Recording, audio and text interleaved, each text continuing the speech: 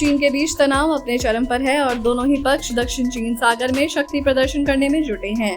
अमेरिकी संसद की अध्यक्ष नैन्सी पेलोसी की यात्रा के बाद भड़के चीन ने ताइवान के पास पिछले कई दिनों से जोरदार युद्धाभ्यास शुरू कर रखा है। चीन की कोशिश है कि ताइवान को समुद्री और हवाई मार्ग से काट दिया जाए।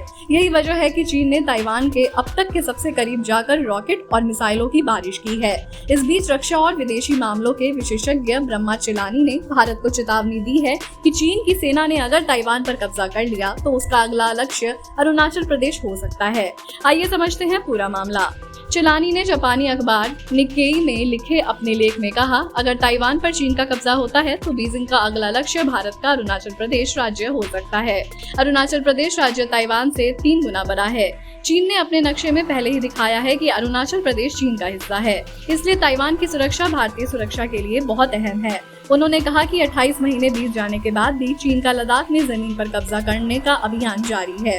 इसके बाद भी भारत चीन के साथ मिलकर पीएम मोदी और शी जिनपिंग के बीच शंघाई सहयोग संगठन के शिखर बैठक के दौरान संभावित मुलाकात के लिए तैयारी कर रहा है।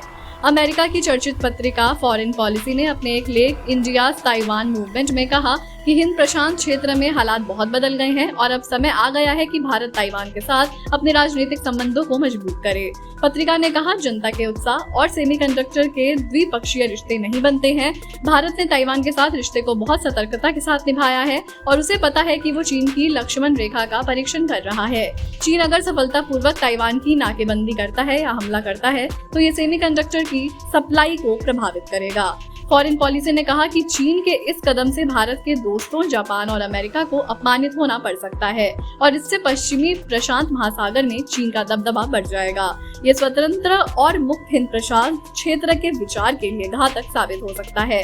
पत्रिका ने कहा कि भारत को ताइवान के प्रति अपनी नीतियों में तुरंत 2 बदलाव करने की जरूरत है। पहला, भारत को तत्काल G7 देशों के ताइवान को अंतर्राष्ट्रीय तकनीकी निकायों में पर्यवेक्षक का दर्जा किए जाने की कोशिकाओं पर अपना समर्थन देना चाहिए।